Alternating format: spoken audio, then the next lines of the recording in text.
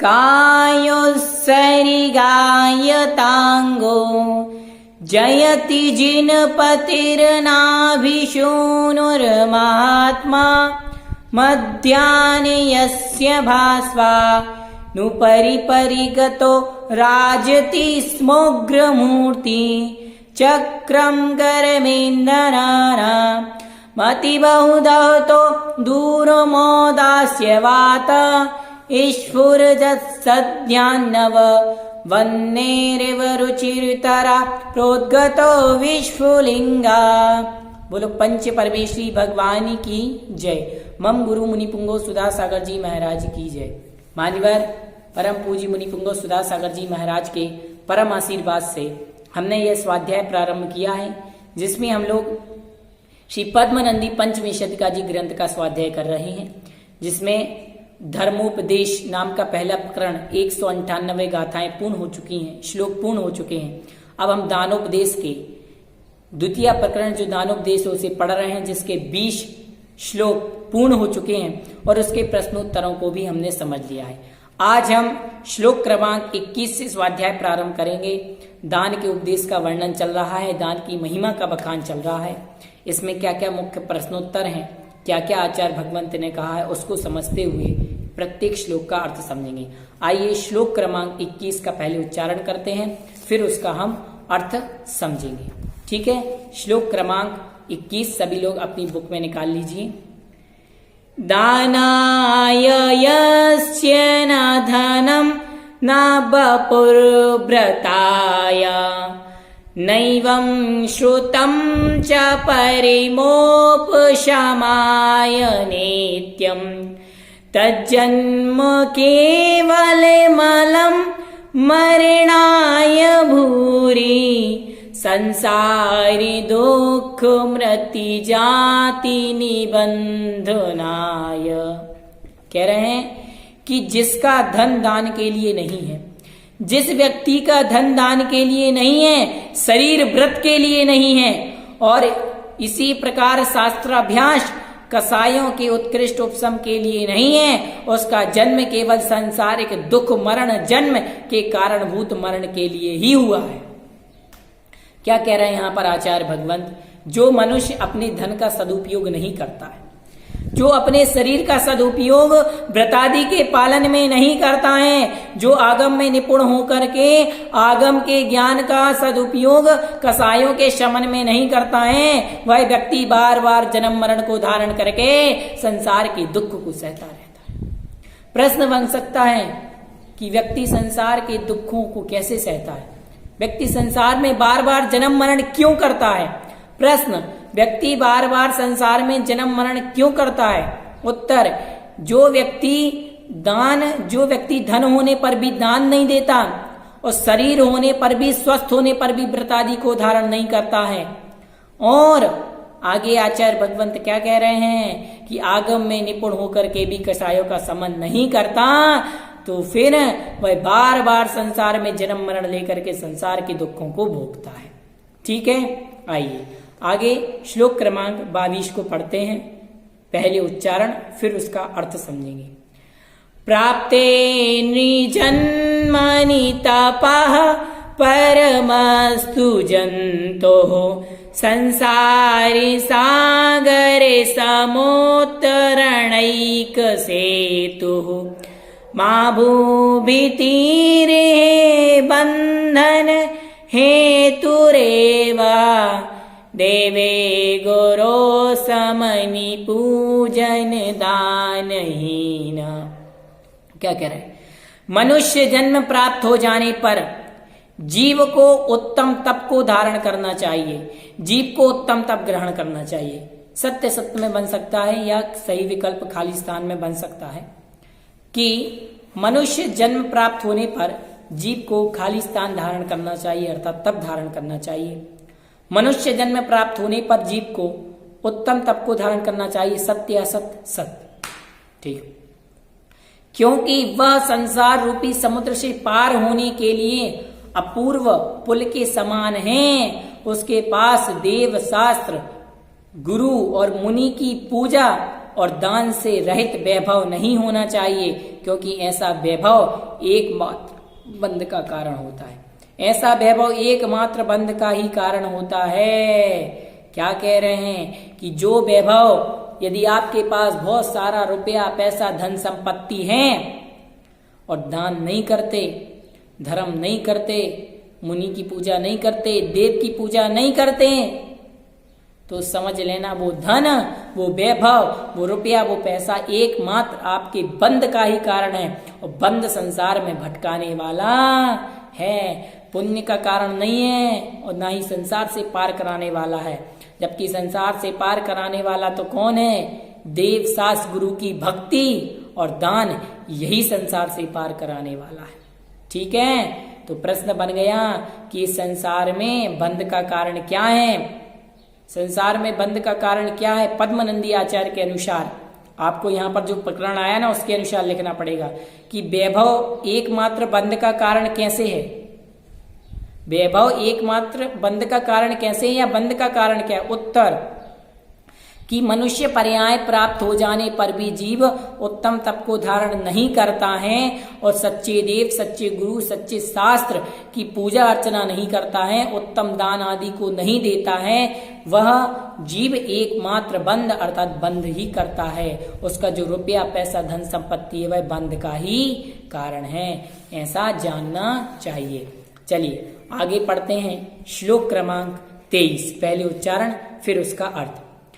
भिक्षावरम परिरता खिलने पापकारी कार्यानुबंध विधुराश्रित चित्त वृत्ति सत्पात्र दाने रहिता वितितोग्र दुखा दुर्लंघया दुर्गति करी न पुनः विभूति।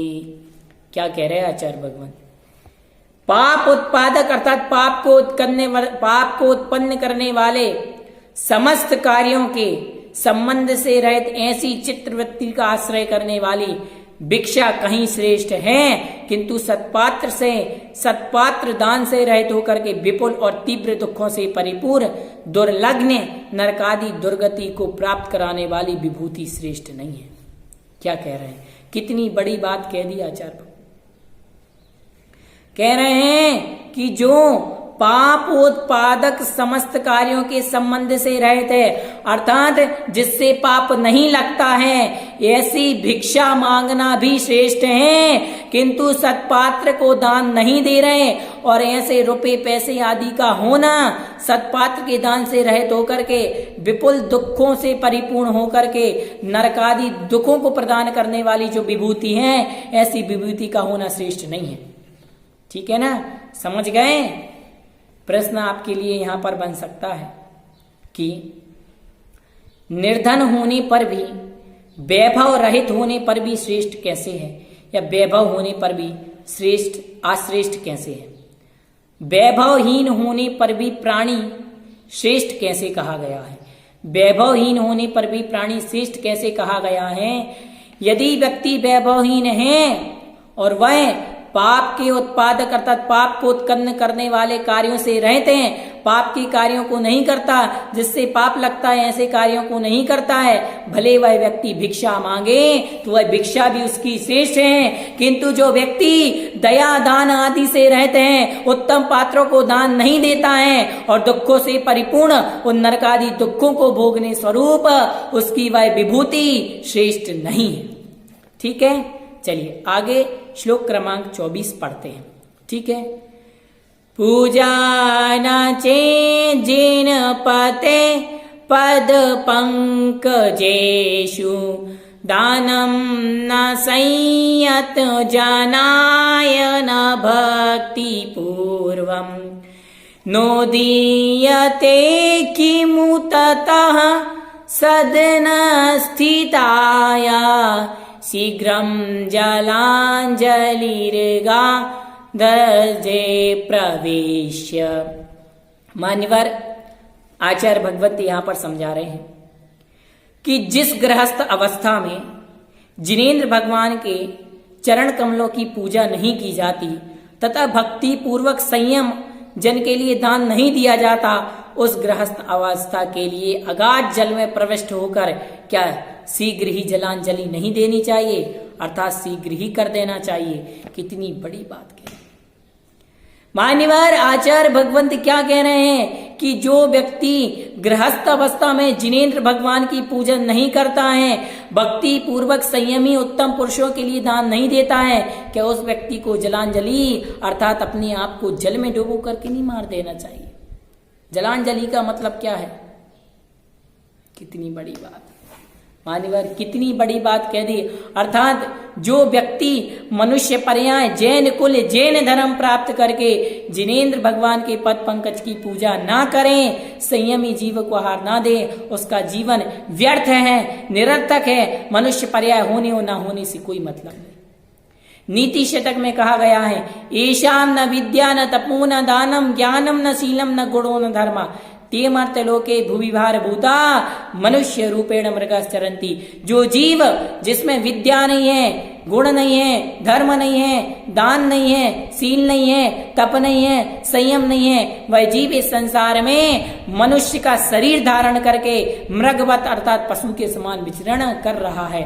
वही आचार्य भगवंत यहाँ पर कह रहे हैं। ठीक है, प्रश्न बन सकता है किस पुरुष को जलांजलि दे देनी चाहिए?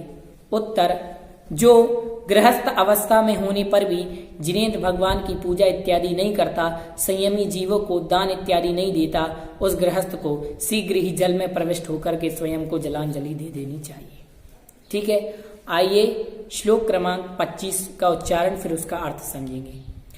कार्याः तपा परमिहा भ्रमता भवाब्धौ मानुष्य जन्मनि चिरादति दोख्यलाब्धे सम्पाद्यते न दणुव्रतिनापि भाव्यं जायेत चेहरहरा केलपात्र दानम। यहाँ संसार रूपी समुद्र में परिभ्रमण करते हुए यदि काल में बड़े दुखों से मनुष्य पर्याय प्राप्त हो गई, उसे पाकर के उत्कृष्ट तप करना चाहिए। यदि तप नहीं किया जाता है तो अणुव्रत हो जाओ, जिससे कि प्रतिदिन पात्र दान हो सके। क्या कह रहे हैं कि यदि मनुष्य पर्याय तुमने प्राप्त कर ली, उन मनुष्य पर्याय तुम्हें धारण करके तप करना चाहिए, और यदि तप नहीं कर पा रहे हो तो अणुव्रत ही हो जाओ, अर्थात 12 प्रकार के व्रतों को धारण कर लो, ताकि पात्र प्रतिदिन पात्र दान हो सके। अणुव्रती बन करके तुम प्रतिदिन पात्र दान कर सको और तुम्हें भी कोई दान दे करके अपने जीवन को सफल बनाओ। मान्यवर, इन 5 श्लोकों में हमने दान की महिमा, दान के ही बारे में पढ़ा है।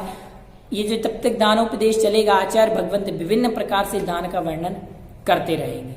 हमने पढ़ा था, प्रश्न आया था कि किस व्यक्ति को जलांजलि दे देनी चाहिए? जो गृहस्थ मनुष्य पर्याय में आकर के, मनुष्य पर्याय में जो गृहस्थ जिनेंद्र भगवान की पूजन अर्चना नहीं करता, संयमी को दान नहीं देता, उसे जलांजलि दे देनी चाहिए।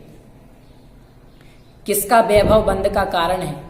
जो व्यक्ति वैभव से सहित होकर के भी दिगंबर मुनिराज शास्त्र गुरु की पूजा नहीं करता है और दान आदि से रहे, तो उसका वैभव बंध का ही कारण है। समझना चाहिए कौन सी विभूति श्रेष्ठ है, कौन सा वैभव श्रेष्ठ है। जो कहा गया यहाँ पर कि पाप के उत्पादक समस्त कार्यों को के संबंध को त्याग करके, अर्थात ऐसे पाप के उत्पादक जिनसे पाप नहीं होता है, पाप के समस्त कार्यों से रहित होकर के भिक्षा आदि चित्रवृत्ति का आश्रय करने वाली भिक्षा भी श्रेष्ठ है, किंतु सत्पात्र से रहित होकर के दान भी श्रेष्ठ नहीं कहा गया। यहाँ तक हमने दानोपदेश के 25 श्लोकों का स्वाध्याय कर लिया है। उसके विभिन्न प्रश्नों को समझ लें, इन प्रश्नों को कॉपी में नोट कर लें, आपकी परीक्षा के लिए बहुत ही उपयोगी हो सकते हैं। सभी को जय जिनेंद्र। अगली वीडियो में और चर्चा करेंगे। भव्योदय चैनल को सब्सक्राइब, लाइक, शेयर करना ना भूलें। वीडियो को कम से कम 5 लोगों को शेयर जरूर कीजिए।